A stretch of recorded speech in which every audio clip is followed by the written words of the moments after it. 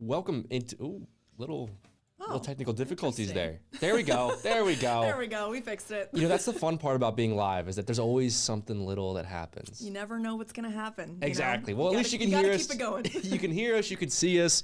I'm Jack Steele. That's Sabrina Hoover. We're back to our regularly scheduled Friday sports streams, the 16 Sports Xtra sports streams. Now that the Olympics are all wrapped up. And Sabrina, today we're talking basketball, specifically Notre Dame men's and women's. Yep. And we're going to start with the women's team because the men, that's going to be tough to talk about. Yeah. I don't want to ruin my Friday just yet. So we're going to start with the women. Last night they beat Syracuse 72-62 in their fourth straight win. And look, coming into this game, obviously had won 3 straight. But you could poke holes in it. You could look at NC State, Wake Forest, SMU. These were not really the cream of the crop teams in the ACC. I mean, NC State, they're pretty solid. Syracuse have been looking pretty good. They were ahead of Notre Dame in the standings. Now, all of a sudden, it's like Notre Dame is seemingly getting some momentum at the perfect time. I was going to say that was the biggest thing is, they only have one more game left in the regular season, and it's against Louisville now on March 1st. So it's crazy to see, I guess, all the ups and downs that this Notre Dame women's basketball team has had throughout the season. We talked about that big, Michigan loss earlier on this season. They've had some, close wins, some really, really upsetting losses. But when it comes down to it, and you just said it right there, they're gaining momentum at the right time, and they're finding a little bit of, I guess you could say, just like more chemistry, I would say, a little bit. And Hannah Hidalgo, obviously, we talk about her all the time, but I mean, she continues to improve. It feels like, or not even improve, she just continues to do what she does. And so I think that that's going to be like obviously the number one thing that we're going to be watching now come ACC tournament play. But again, it seems like this team is gelling at the right time. Ivy knew what she had with this group. A lot of newbies, a lot of girls that were transferring in, a lot of girls that really haven't been part of this program and haven't really seen competition like they've had. So again, through all the ups and downs, I'm honestly saying that I'm a little bit shocked, just to know that they have put in the work. Really. No, I completely agree. I mean, I've been very harsh on this team, I think, for the past, let's go year. Yeah. Almost an entire year, because as soon as the transfer portal opened and I saw who they were losing and who they were bringing in, I've been very critical of this team on this podcast, on this live stream, and throughout the season, I've been throwing a lot of doubts. This is changing my mind a lot about what this team can accomplish. I was not expecting this. I thought at this point in the regular season, I think I've been on record saying this was the part of the regular season I was worried about. Yeah. The travel, that with this small, the shorter bench, that not as many players they're playing. I mean, you look at every single box score, it's usually like, when we get it after the games, it's like the other team has 11 names listed, and then like Notre Dame has half of them. They don't play a lot of people, and the people they do play, they play a lot of minutes. And I thought, as of right now, this time of the year, it would really come back to haunt them. I was wrong. They are hitting their stride perfectly.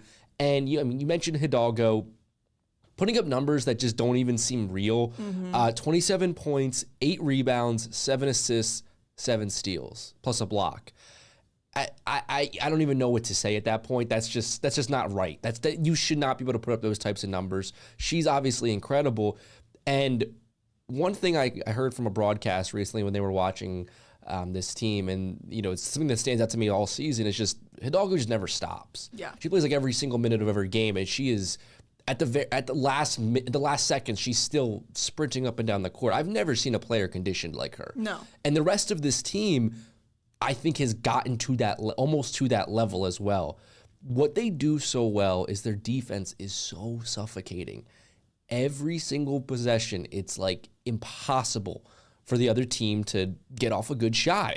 They are just so active on defense, and then as soon as they get that turnover, as soon as they get that missed shot, they're running on offense.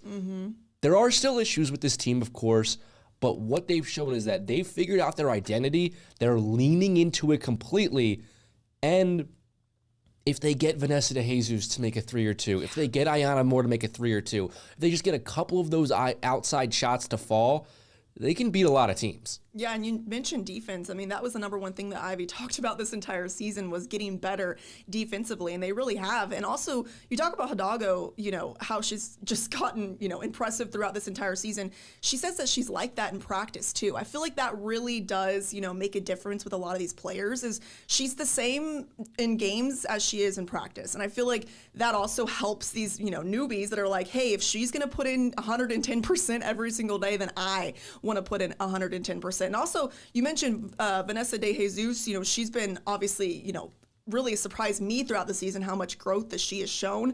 Also, Prosper. I mean, we knew that she would be great this season, but Malaya Cowles also finished in double figures in that game yesterday against Syracuse. So a lot of players have really stepped up, I feel like. And again, yes, it goes back to coaching, it goes back to Ivy, but also the players that you put around. And, Hidalgo also showing that as well. No, this is definitely an incredible coaching job by Ivy. There's been parts of her coaching style where I've definitely wondered and questioned what's going on right here. Right. But with this talent on this roster, I mean, we talked about it coming into the season. A lot of these players were bench players or bottom of the bench players at other Power 4 or 5 conference teams.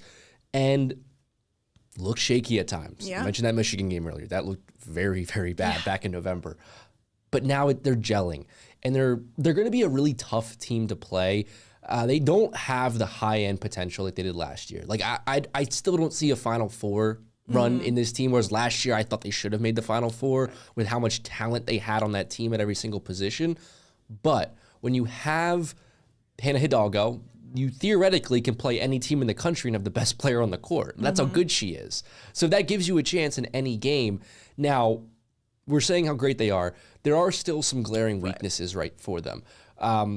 Defensively, if there's another team with a big, someone really tall, we saw it last year with TCU, it's that they're still going to struggle with that. They don't have that really, really big size.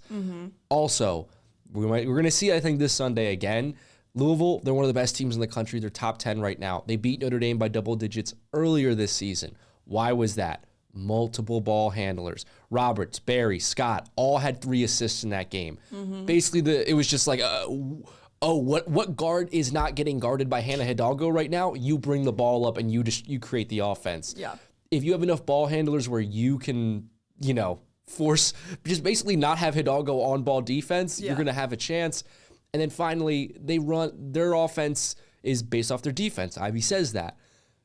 If you're able to kind of slow them down, so if you're able to make some of your shots and then slow them down and force them into a half-court set, outside of Hidalgo, I don't know who's creating for this Irish offense. No, I 110% agree. I mean, again, to end the regular season with a team like Louisville, I feel like will help this team going into the ACC tournament because, again, they have faced a lot of, talented teams like UConn, and Virginia and North Carolina, but, they beat North Carolina also. So I think that you're right. This team does have a lot of areas where they need to improve. But, again, for what they've done so far, and maybe you never know, they could make a run in the ACC tournament, but honestly, I'm already impressed with how they've kind of, grown and also what Ivy has done with a group like this. And the biggest thing this does right here is we've basically known, I think, coming into early February, that they were going to the NCAA tournament. Unless there was some incredible collapse, the March Madness seemed pretty much assured, which at times this year it did not. Right now, according to ESPN's latest projections that came out this morning, Notre Dame is now up to a 6 seed. Just a couple of weeks ago, they were a 9 seed. Yeah. That is a huge difference because a couple of weeks ago, when you're a 9 or an 8 seed, they were in the same region as South Carolina. You have to play South Carolina in the second round. I'm sorry. Yeah, not many teams in the country can beat South Carolina. I don't think Notre Dame is one of them. Yeah. Now and then, when you're a 7 seed, you're in the same region as a number 2 seed. They were matched up with LSU in a lot of predictions. Kim Mulkey and her crowd. Again, very tough. Yeah. Now, as a 6 seed, guess where they're projected at? Fort Worth, Texas. They're projected in TCU's region. Yeah. TCU is a 3 seed. I don't know. Yeah. First of all, that's incredible storyline. But second of all, now we're getting to the point where can Notre Dame pull that upset? We're getting into the range of teams where I think it's possible. And with Ivy, I mean, her track record, obviously, losing in the Sweet 16, and it's been the storyline for her. So it's like, yes, again, this is not the group that they were last year, but that's still the hump she has yet to go over. So, but I mean, hey, she gets there. Like, and that's the thing. And you'll need an upset to get to the Sweet 16 this year. Whereas like past few couple seasons, you've been the favorite. Yeah. So she'll need an upset.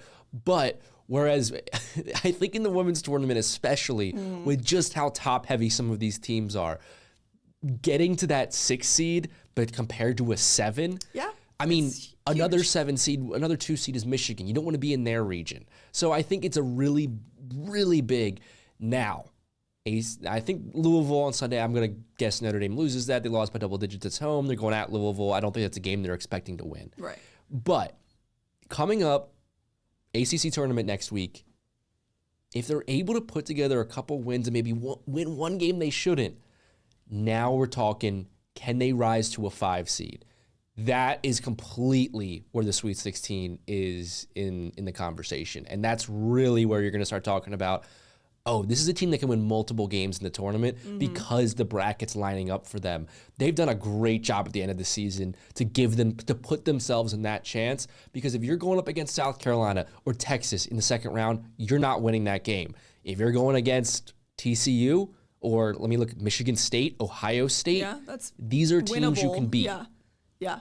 No, again, like what they've done so far, and you just said it, it's all about momentum. Like, you never know, a team can get hot. You never know. Again, like, these are players that have really shown a lot of growth and really have impressed me. So you never know. All right. How quick can we make this? We're going to talk Notre Dame men's basketball. So this is bad. This is really bad. Just for reference, I texted our one producer who puts this together up on the web. Like, he's like, oh, what are you going to talk about? I'm like, Notre Dame women, they equal very good. Notre Dame men, very, very bad. It's so the Notre Dame men's basketball team just lost to Duke. Now, Duke was number one. They're number one in the country. So the Cameron Boozer, a top 3 pick, could be even higher. But they lost 100-56. Okay, that 44-point loss at home is the worst home loss. Program history. No, technically not. It's technically not the worst home loss in program history. The worst 68, I can't remember. The worst loss in program history was back in 1898. Oh, 98, that's what it was. 1898 in the very first game in program history. Okay. They lost 64-8 to the 1st Regiment of Chicago. Not really sure which regiment, like what's not really sure about that. Okay. But this is the worst home loss since then. That's look, right now they're kind of on the bubble for the ACC tournament. The ACC tournament takes 15 of the 18 teams. Now, Jalen Harrelson was out for that game. Marcus Burton was still out for that game. They were completely overmatched. I get it. This program is in a very, very bad state, and there needs. I just can't see a world in which there needs to be some major roster changes heading into next season, because there's a couple guys, like I love Cole Serta's game. I think he's really come on. Obviously Burton, obviously Harrelson. There's a couple guys, but there's a bunch of other players who I was just expecting more out of in the past season or two, and it just seems like it's gotten worse, not better. And don't forget also who got hurt. Micah Shrewsbury was on the IR list. Tore his Achilles. We know it's an Achilles injury. We don't know exactly what yet. Yeah, we're hoping he's doing well. Yes, exactly. But anyway, him walking in with crutches in the press conference wasn't the best thing that you want to see from a head coach, obviously. And then knowing that Burton and also Jalen Harrelson were out. So yeah, I agree with everything that you said. Again, I read Tom Noyes, South Bend Tribune's article about, like, this may be the future for men's basketball at Notre Dame for years to come. Because, again, it's not about the coaching, really. Because, again, you look at the roster, you look at what Shrewsbury's had to deal with this year, and then you also look at, again, like, the players they brought in. And it's like, someone, what's his face, from Arizona? Carson Tout. Thank you, Carson Tout coming in. NFL tight end? Yeah, NFL. Yeah, sorry. He should be at the combine right now. Yeah, don't prepare for NC State tomorrow, man. Yeah, sit down. Yeah. Oh, anyway, but it's just, you look at the players they brought in, you look at the players that have gotten hurt this year. Again, it's very unfortunate. But then it all goes back to, is this Notre Dame men's basketball program just going to be mediocre, or is that for years to come? Like, and I love that you brought that up, because I know a lot of people are pointing at Shrewsbury, and rightfully so. I mean, this team has gotten worse under his watch. I will say, even though there's been more losses this season. You did bring up a good point. Yeah. Like, there's been a lot more. Like, they're a lot closer. Like, this team obviously fights for this guy. Like, it's not like last year I thought they quit. When that home loss to SMU later in the season, that was one of the most embarrassing things I've ever seen. They are not quitting this year. They are not. And this Duke loss, just they were overmatched. But you're right. I mean, it's obvious. Notre Dame wants to do everything they possibly can to win the football national championship. I think women's basketball, they realize they've kind of skimped on that. Now they're really investing again. I mean, look how many 4 and 5 stars they're bringing in this next recruiting class. It's going to be great. Crazy. I don't know the numbers, but I have to imagine they're spending some of that NIL money, some of that rev share money on that sport as well. So I think Tom's right. I think that the men's basketball, at least for right now, is just not a priority. And man, it shows. And it's just tough that, you're hosting the number 1 team in the country at home on ESPN, and that's what it looks like. And it was mostly all Duke fans, really. I mean, there were some, obviously, Notre Dame fans, but it was like they were chanting, Duke at the very end, and then they were signing autographs at the end. It was just, again, it's kind of like a full circle moment, as Shrewsbury likes to say, is a season from hell, is what he said. So, yeah, just keeps going. All right. So next up, they got NC State tomorrow at home. NC State's 19-9, 10-5, not looking good. Stanford's a winnable game, but really it comes down to that final regular season game. Saturday, March 7th, they go at Boston College, another program that's really fallen. Mm-hmm. As of right now, they're both 3-12 in the ACC, as well as Pittsburgh. So I guess the winner of that game gets to go to the ACC tournament as the 15 seed. Yeah. It might just be better if this season just wraps up. But that's going to wrap it up for this edition of the 16 Sports Extra live stream. Remember, we have 16 Sports Extra, the high school edition, coming up tonight at 11 p.m. We got a lot of great boys high school basketball action, so make sure to stay tuned for that. But thanks again so much for watching.